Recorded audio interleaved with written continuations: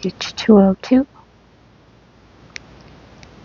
The 16-hour days in our cell were short on outward events, but they were so interesting that I, for example, now find a mere 16 minutes wait for a trolley bus much more boring. There were no events worthy of attention, and yet by evening I would sigh because once more there had not been enough time.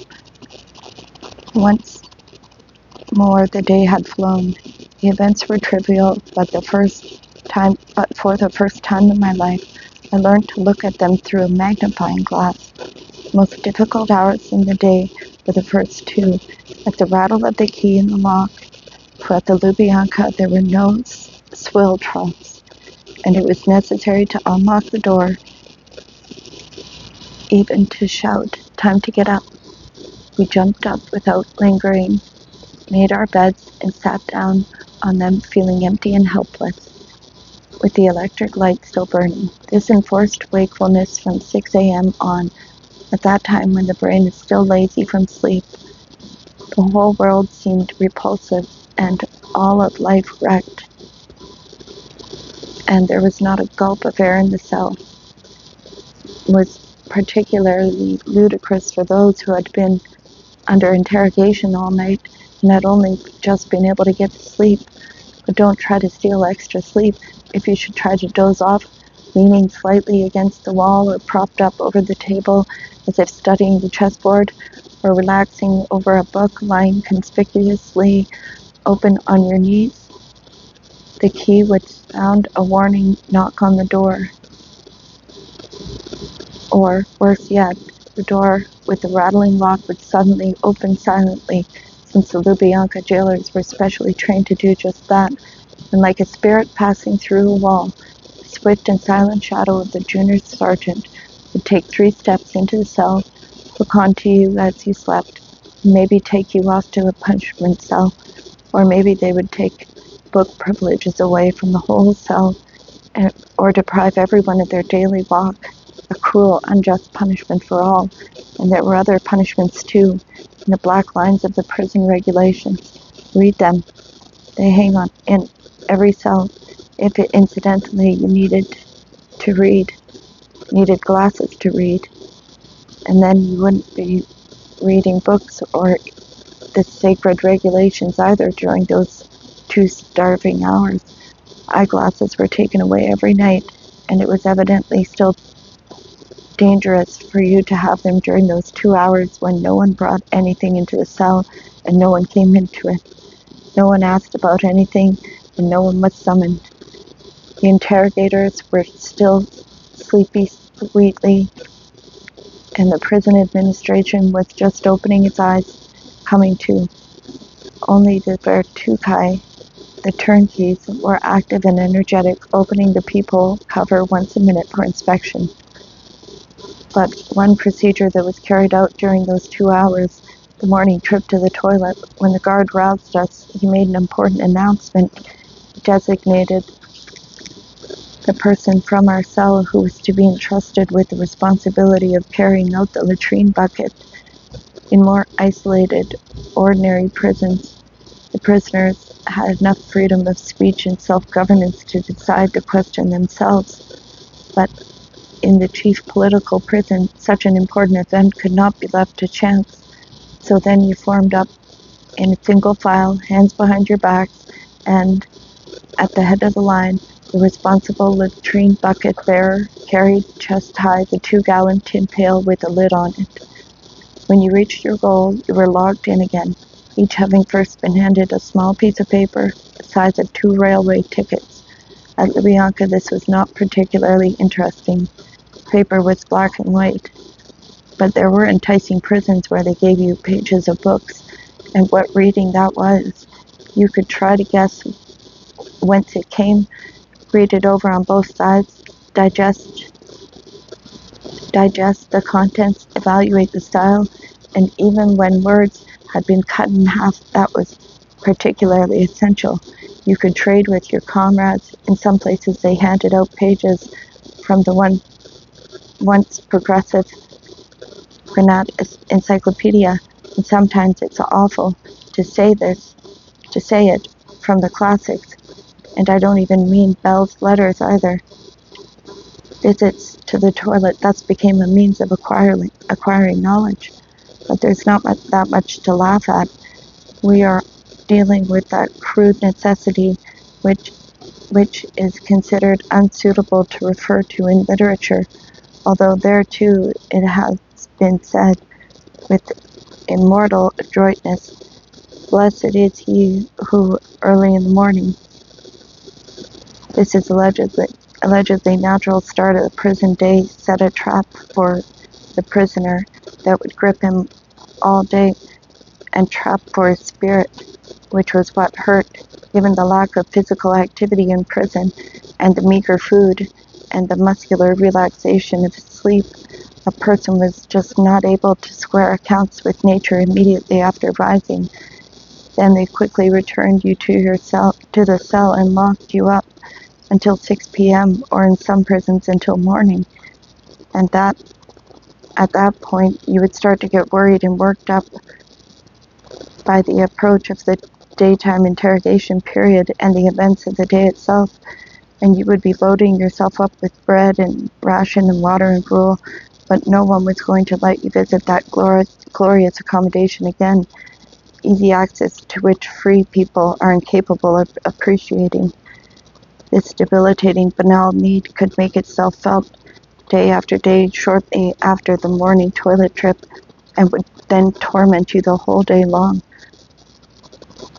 oppress you, rob you of the inclination to talk, read, think, and even to desire any desire to eat the meager food. People in the cells sometimes discussed how the Lubyanka system and schedule, and those in other prisons as well, had come into being, whether through calculated brutality or as a matter of chance. My opinion is that both factors are involved. The rising time is obviously a matter of malicious intent, but much of the rest evolved automatically at first, which is true of many of the brutalities of life generally, and was discovered by the powers that be to be useful and was therefore made permanent. The shifts change at 8 a.m. and 8 p.m., and it was more convenient to let everyone take prisoners to the toilet at the end of the shift. Letting them out singly in the middle of the day was extra trouble and meant extra precautions, and no one got paid for that.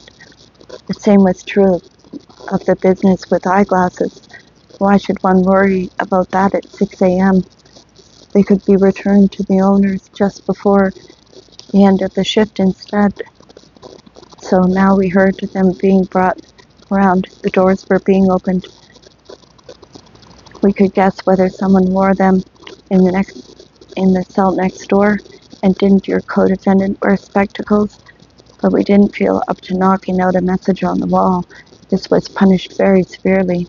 A moment later they would bring the eyeglasses to our cell. Bastango used them only for reading, but Susie needed them all the time. He couldn't stop squinting once he had put them on. Thanks to his horn-rimmed glasses and straight lines above the eye, his face became severe, perspicacious, exactly the face of an educated man of our country, as we might picture it ourselves. Back before the Revolution, he had studied in the Faculty of History and Philology at the University of Petrograd, and through his 20 years in independent Estonia, he had preserved intact the purest Russian speech, which he spoke like a native. Later, in Tartu, he had studied law.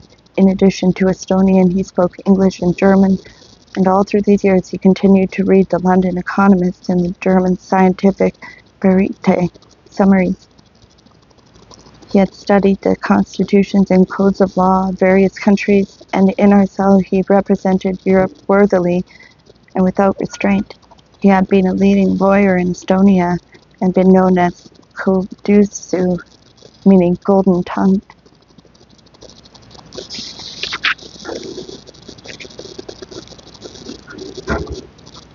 There was new activity in the corridor.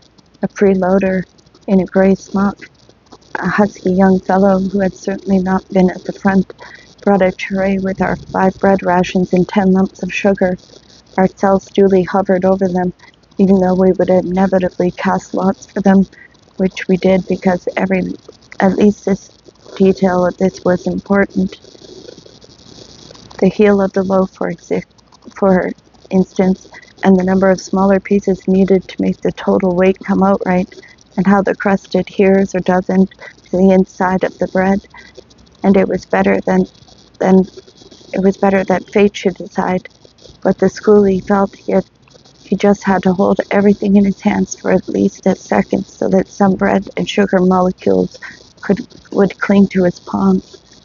That pound of unrisen wet bread, with its swamp-like sogginess of texture, made half with potato flour, was our crunch and the main event of the day. Life had begun. The day had begun.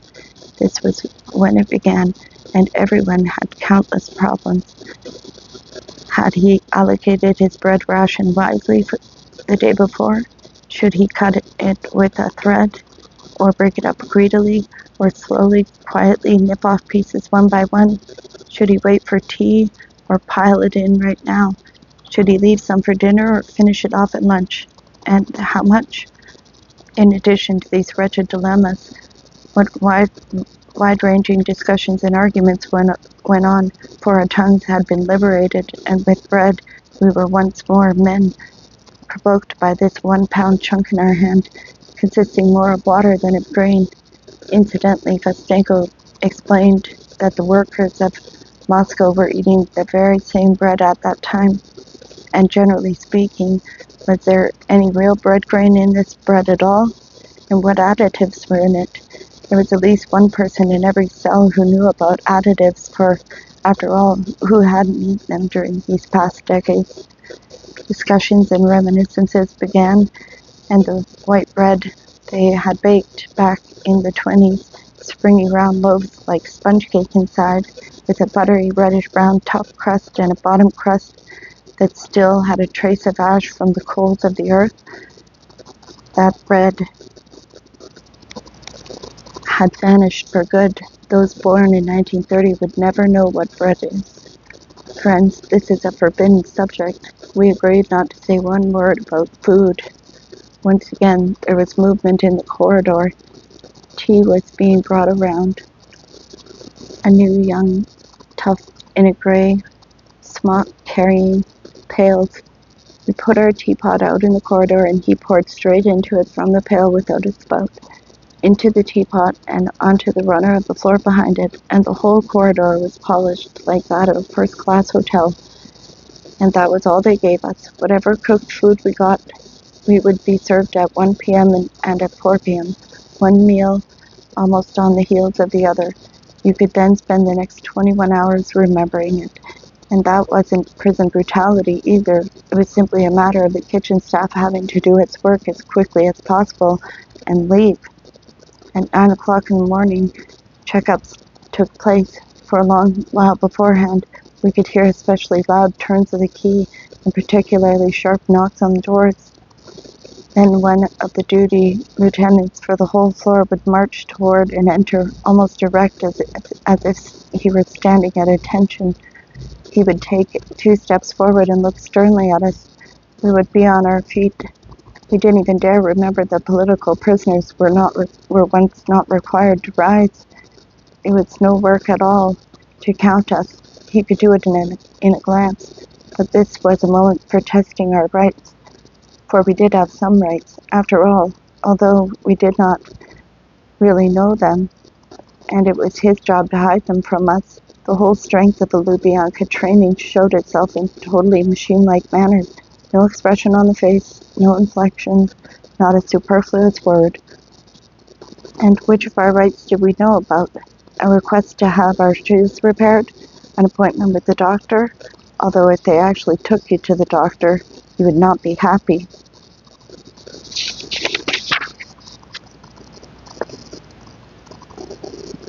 You would not be happy about the consequences. There, the machine-like Lubyanka manner would be particularly striking. He didn't ask, "What's your trouble?" That would take too many words, and one couldn't pronounce the phrase without any inflection. He would ask curtly, "Trouble?" And if you began to talk at too great a length about your ailment, he would cut you off. It was clear anyway. Toothache extracted. You could have arsenic, a filling. We don't fill teeth here.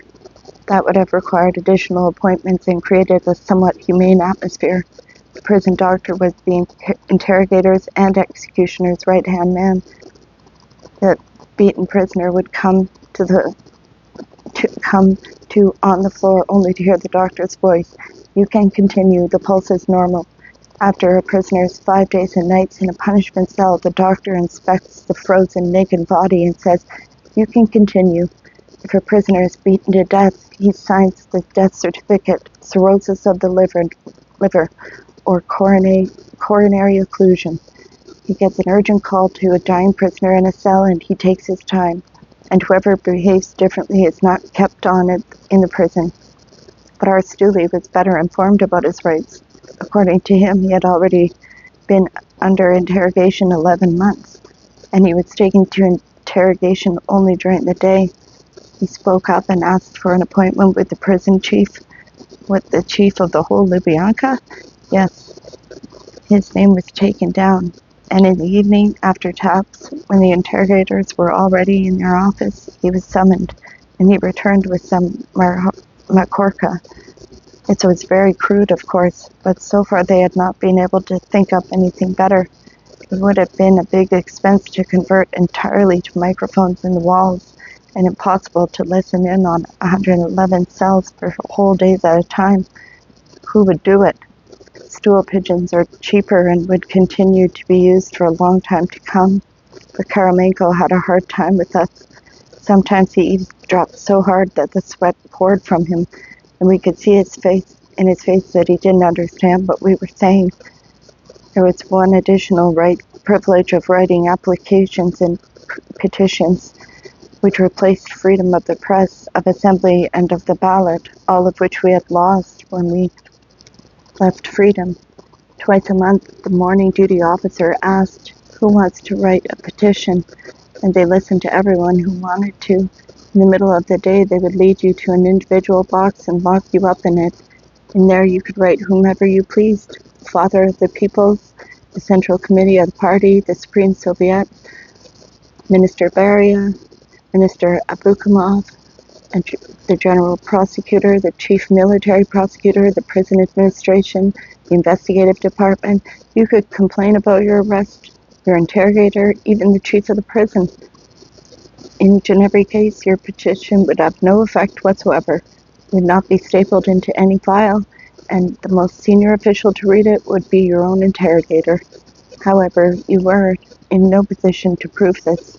In fact, it was rather more likely that he would not read it, because no one would be able to read it on a piece of paper measuring 7 by 10 centimeters, in other words, 3 by 4 inches, a little larger than paper given to you each morning as a toilet, with a pen broken in the middle or bent into a hook, and an inkwell with pieces of rags in it, and ink diluted with water. You could just be able to scratch out petite, and the letters would all run together on that cheap paper.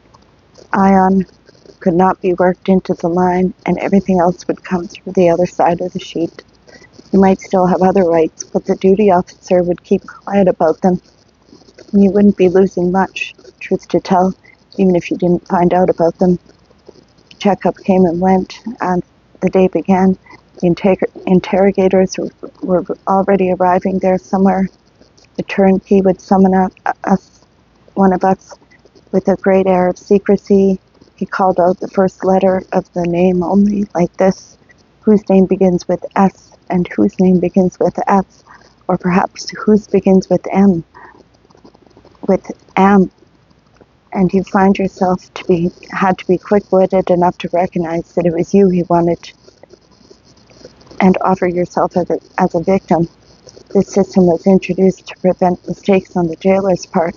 He might have called out a name in the wrong cell, and that way we might have found out who else was in prison. And yet, though we cut off from the entire prison, we were not deprived of news from other cells, because they tried to crowd in as many prisoners as possible. They shuffled them around from cell to cell, and every newcomer brought all his accumulated experience to his new cell. Thus it was that we, the imprisoned on the 4th floor, knew all about the cells, about the boxes on the 1st floor, about the darkness of the 2nd floor, where the women are all kept, about the split-level arrangement on the 5th, about the biggest cell of all on the 5th floor, number 111. Before my time, the children's writer Blundarin had been a prisoner in our cell, and before that he had been on the women's floor in some Polish correspondent or other who had previously been a cellmate of Field Marshal von Paulus, and that was how we learned all the details about von Paulus. The period for being summoned to interrogation passed, and for those left in the cell, a long, pleasant day stretched ahead, lightened by opportunities and not overly darkened by duties. Duties could include sterilized cots with a blowtorch twice a month. At the Lubyanka, matches were categorically forbidden to prisoners. To get a light for a cigarette, we had to signal patiently with a finger when the peephole was opened. That's asking the jailer for a light. But blowtorches were entrusted to us without hesitation, and once a week we might be called to the corridor to have our faces clipped with a dull clipper, allegedly a right but strongly resembling a duty, and one might be assigned the duty of cleaning the parquet floor in the cell. CV always avoided this work because it was beneath his dignity, like any other work, in fact. We got out of breath quickly because we were underfed, otherwise we would have considered this duty a privilege. It was such gay, lively work, pushing the brush forward with one's bare foot, torso pulled back, and then turn about, forward, back, and forget all your grief, shiny as a mirror, of a Temkin prison. Besides, we didn't have to go on being overcrowded in our old cell 67 any longer. In the middle of March, they added a 6th prisoner to our number, and since here in Lubyanka they did not fill the cells with board bunks, nor make you sleep on the floor, they transferred all of us into a beauty of a cell, number 53.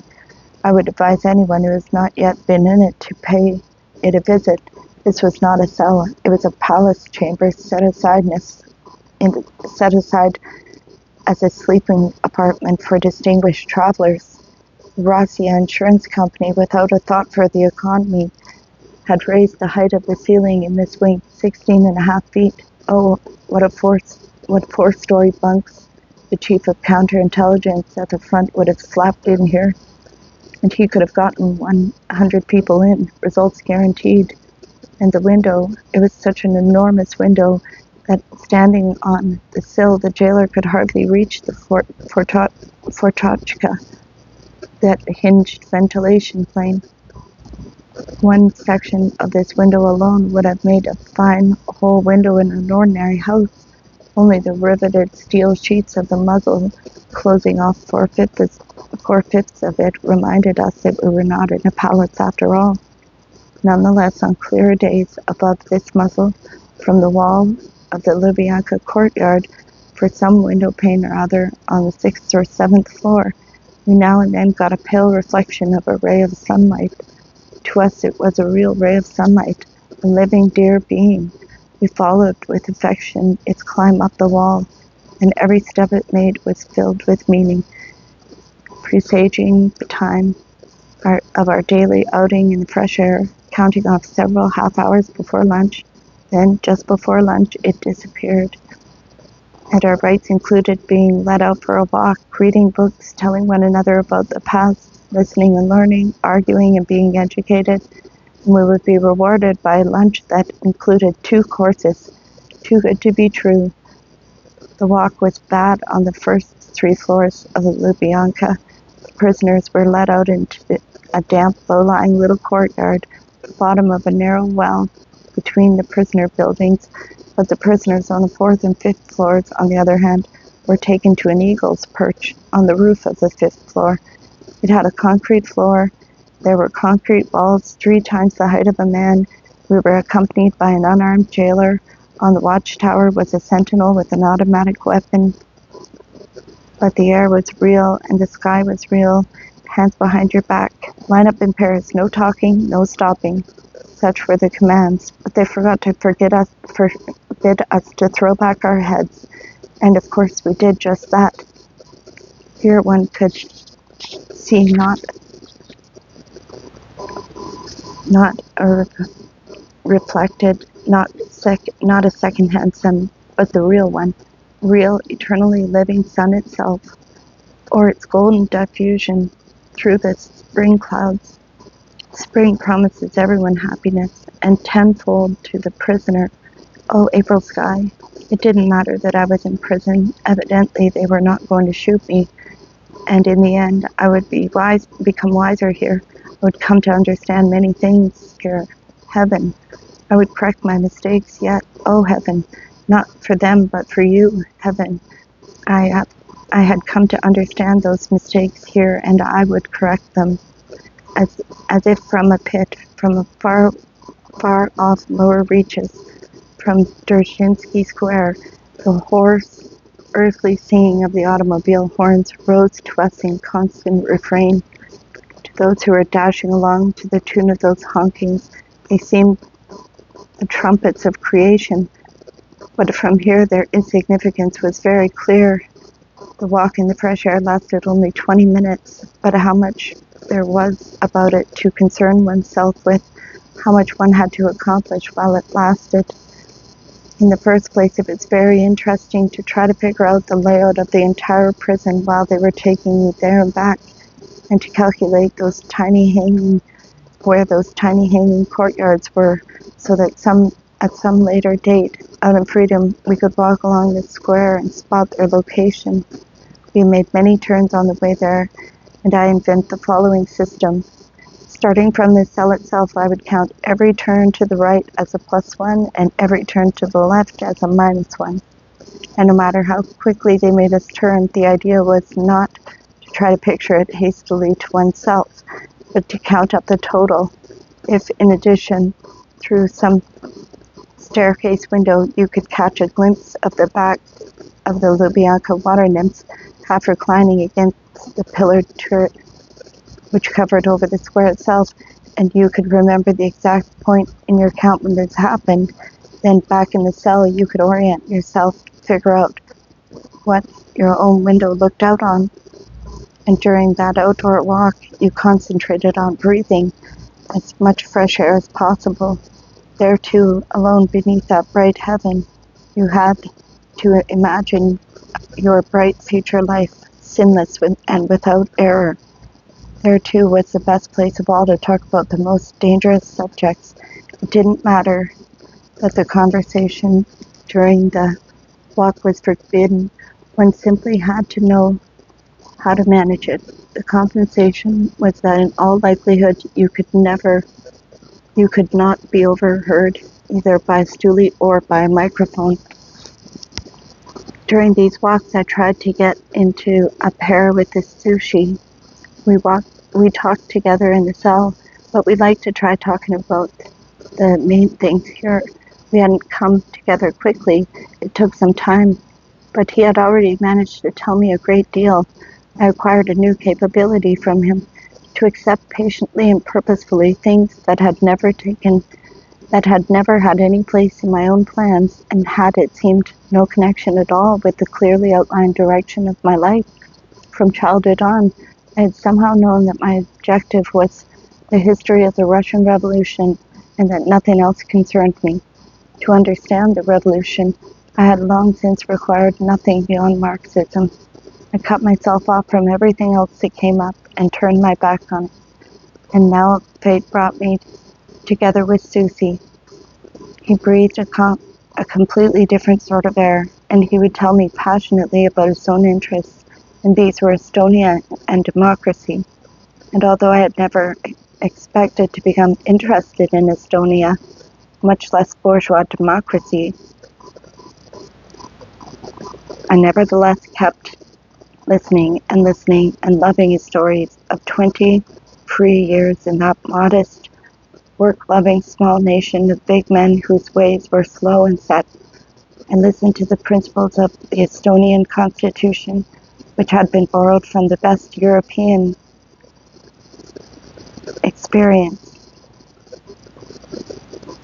and to how their 100-member one-house parliament had worked. And though the why of it wasn't clear, I began to like it all and store it all away in my experience. I listened willingly to their fatal history, the tiny Estonian anvil, and from way, way back, been caught between two hammers, the Teutons and the Slavs. Blows showered on it from east and west in turn. There was no end to it, and there still isn't.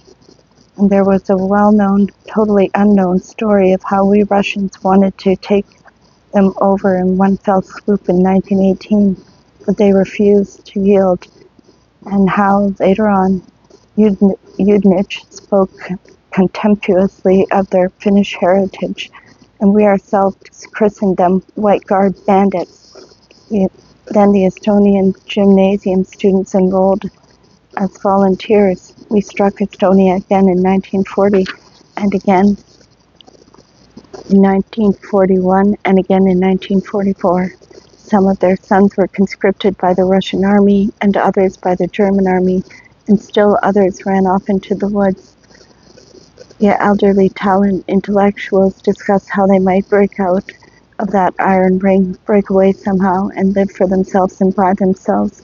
Their premier might possibly have been Chief and their Minister of Education, say, Susie, but neither Churchill nor Roosevelt cared about them in the least, but Uncle Joe did, and during the